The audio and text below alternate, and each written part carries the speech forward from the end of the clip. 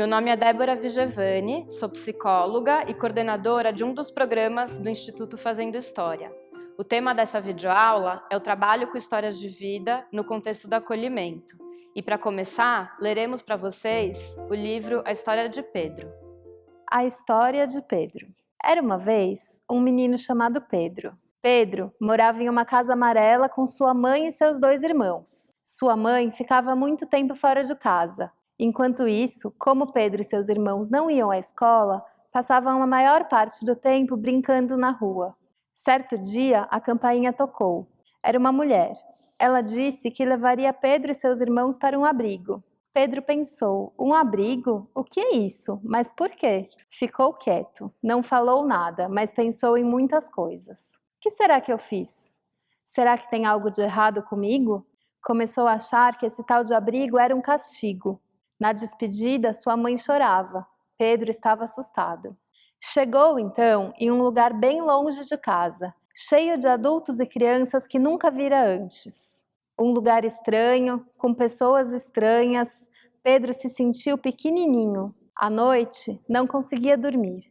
Estava com saudades de casa, de seus amigos da rua e principalmente de sua mãe. Chorou baixinho, não sabia o que ia acontecer.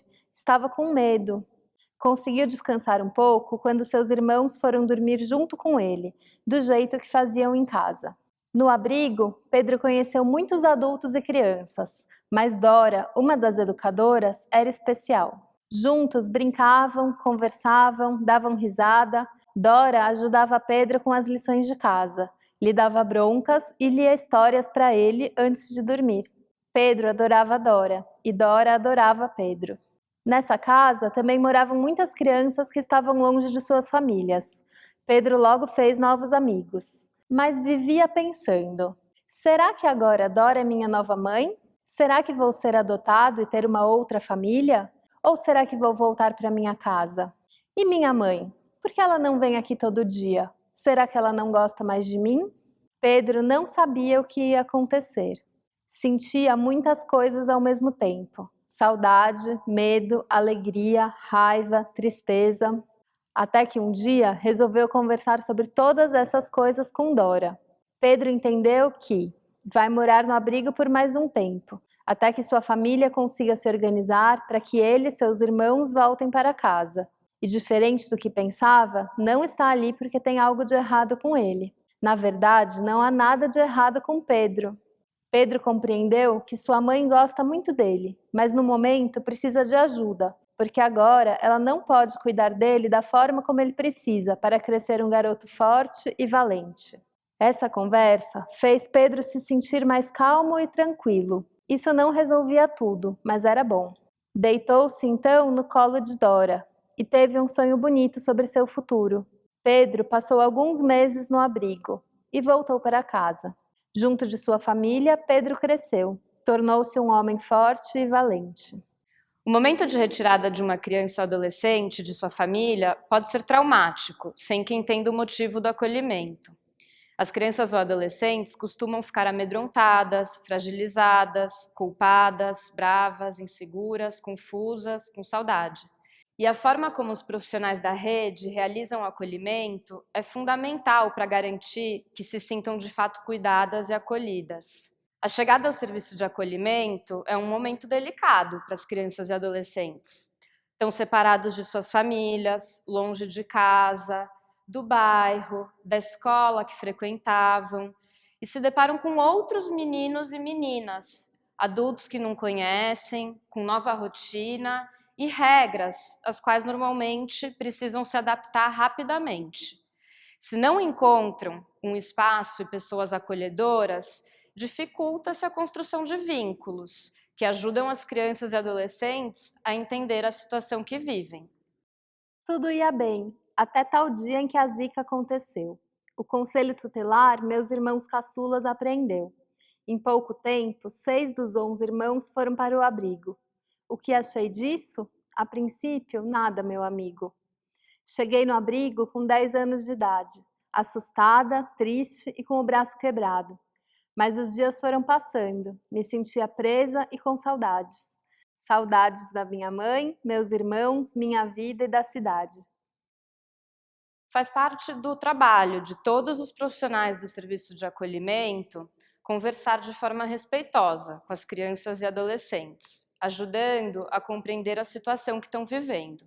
Ter adultos com quem possam compartilhar seus sentimentos, medos, dúvidas, traz alívio, sensação de cuidado e de não estarem sozinhos, ajudando a passar pelo período de acolhimento como mais uma etapa da própria história e não como um trauma que deixa marcas irrecuperáveis. Por isso, entendemos que trabalhar com histórias de vida é inerente ao contexto do acolhimento.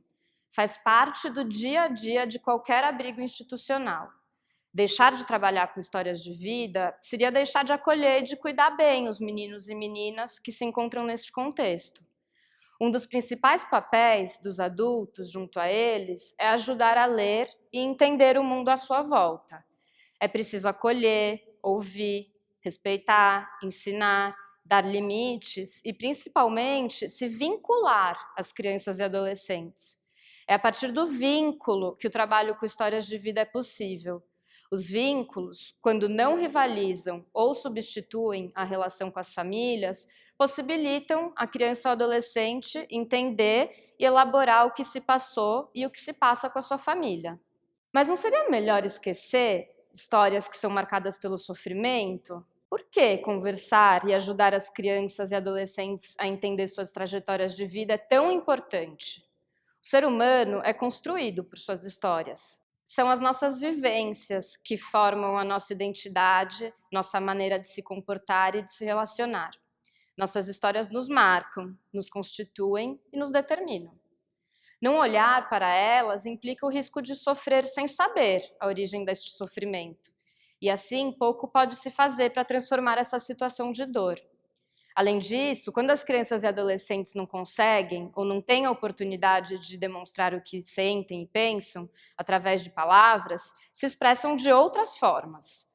Muitos comportamentos desafiadores para os adultos podem ser uma forma de expressão, uma tentativa de comunicar o que sentem.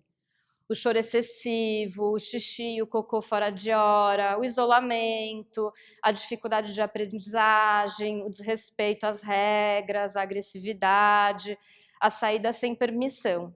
Incomodar os adultos, convocar a tomar alguma providência, pode ser um jeito de pedir ajuda, de dizer que algo não está bem. Ouvir o que a criança ou adolescente tem a dizer, através de palavras ou de comportamentos, nos faz pensar em boas maneiras de ajudá-la. O que eles entendem sobre o acolhimento? O que pensam e sentem em relação à família e outras pessoas importantes? O que imaginam em relação ao futuro? A partir do que entendem e do vínculo de confiança com os profissionais do serviço de acolhimento, é possível ajudar eles a elaborarem e compreenderem melhor sua própria história. Histórias possuem diferentes versões, na ficção e na vida real. O mesmo acontece na vida das crianças e adolescentes acolhidos. A gente percebe que muitas versões são construídas a partir de jeitos diferentes de enxergar a mesma situação. Técnicos e educadores do mesmo serviço de acolhimento, técnicos e juiz da vara da infância e juventude, a família e a própria criança ou adolescente podem ter visões completamente diferentes da situação que levou ao acolhimento e das perspectivas futuras. Não existe apenas uma versão, e é difícil chegar a uma versão correta da história. Todas devem ser respeitadas, ouvidas e acolhidas. Por que o olhar do técnico da vara da infância e juventude teria mais valor do que a versão da família? Porque a versão dos adultos seria mais importante do que a das crianças e adolescentes.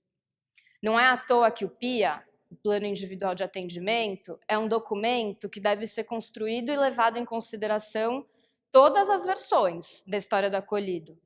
Sua construção requer investimento dos profissionais que acompanham o caso, ouvindo todos os atores da história, juntando informações, evitando preconceitos e julgamentos. A construção do PIA requer também averiguar informações contraditórias ou assumidas pela rede como certas. Muitas vezes, a busca por outras versões leva à descoberta de fatos até então desconhecidos ou distorcidos. Por exemplo, a gente pode descobrir que uma mãe que ficou conhecida por ter abandonado o seu bebê se esforçou para visitá-lo regularmente no hospital. Ou que uma mãe que já foi usuária de drogas se recuperou e tem agora uma rotina estável. Ou a gente pode encontrar a família extensa de um pai desaparecido. Enfim, quanto mais a gente ouvir, respeitar e levar em consideração as informações de todos os envolvidos, maiores são as chances da rede tomar boas decisões e fazer encaminhamentos que, de fato, estejam de acordo com as particularidades da criança ou adolescente e de sua família. E como a gente trabalha na prática com histórias de vida? Como a gente pode conversar com as crianças e adolescentes sobre isso, acolhendo e respeitando? Como decifrar os comportamentos e sinais de sofrimento quando não conseguem dizer através de palavras o que sentem? Realmente, tudo isso é um desafio e exige preparação. Embora faça parte do papel de todos os profissionais do serviço de acolhimento, é preciso formar todo mundo para que saibam lidar com as histórias das crianças e adolescentes. Assim, não só os técnicos, mas os educadores precisam saber sobre as histórias das crianças e adolescentes com os quais trabalham. E o sigilo, ou segredo de justiça? Seria adequado compartilhar com os educadores ou profissionais do apoio informações sobre a história da criança ou adolescente? Esse é um questionamento comum, que merece uma reflexão. O segredo de justiça está a serviço de quem? Quem ele protege? Ele protege as crianças e adolescentes, não é? Acreditamos que oferecer informações do caso aos educadores cria condições para um trabalho de qualidade e, portanto, também é uma forma de proteger e de cuidar das crianças e adolescentes. Os educadores não precisam de detalhes desnecessários, mas precisam conhecer o contexto e o que aconteceu com aquele menino ou menina e sua família. Só assim eles conseguirão se colocar no lugar deles de forma empática, procurando entender o que sentem e por que se comportam de determinada maneira. E desse olhar compreensivo que é possível se relacionar com eles de forma mais acolhedora e, ao mesmo tempo, mais profissional. A melhor forma de compartilhar informações e refletir com os educadores sobre as histórias das crianças e adolescentes é através de reuniões de discussão de caso. Nessas reuniões, cada profissional compartilha cenas marcantes, observações sobre gostos, habilidades e conquistas das crianças e adolescentes. Além disso, os técnicos trazem de forma cuidadosa as informações reunidas sobre o caso, o que pode ser apresentado até graficamente através da construção de uma linha da vida da criança e de sua família em uma cartolina, por exemplo. Depois disso, os educadores podem tirar dúvidas e compartilhar informações trazidas pelas próprias crianças e adolescentes no dia a dia da casa. Essa troca permite construir hipóteses sobre os comportamentos dos meninos e meninas, permite flexibilizar ou modificar a compreensão sobre determinada situação, desconstruir preconceitos e se conectar com a potência e fragilidade de cada família. A partir das hipóteses e da construção de um olhar mais sensível, a discussão de caso leva à construção de estratégias de atuação mais alinhadas e coerentes entre todos os profissionais. Além disso, cada profissional tem a chance de refletir sobre e questionar sua prática. Pode, por exemplo, se perguntar como suas atitudes interferem no comportamento das crianças.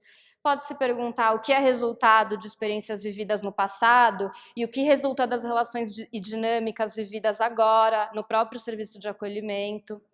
Dessa forma, tem a chance de descobrir suas qualidades e limites de atuação junto a cada criança e adolescente. Resumindo, as discussões de caso permitem aos profissionais compreender melhor cada jovem, permitem refletir sobre a dinâmica do serviço de acolhimento e como ela reflete nas crianças e adolescentes, e permitem construir estratégias de atuação mais alinhadas entre todos os profissionais e baseadas nos pressupostos legais do serviço de acolhimento. As orientações técnicas dizem que o serviço de acolhimento deve oferecer experiências reparadoras à criança ou adolescente, o que pode ser traduzido por uma escuta atenta e afetiva das angústias e dúvidas que eles têm, pelo interesse genuíno e valorização de suas recordações, saudades e hábitos. Essa atitude do adulto ajuda os jovens a compreenderem o que está acontecendo em suas vidas e na vida das famílias, e oferece suporte para que eles elaborem esse momento de crise. O respeito à história e o direito à verdade são a base para o trabalho com as crianças e adolescentes que estão nos abrigos. Todos os profissionais devem estar preparados para lhes dizer o porquê estão acolhidos, qual a relação que poderão ter com a sua família a partir daquele momento. Acompanhar uma criança ou adolescente no olhar e refletir sobre a própria história é o que torna possível que essa história, por mais difícil que seja, possa se transformar no ponto de partida para a construção de outra, a história que será sonhada e realizada pela própria criança ou adolescente. É preciso conhecer e compreender o passado para a gente projetar desejos e sonhos futuros. O vínculo é essencial para que o trabalho com histórias de vida seja genuíno e consistente.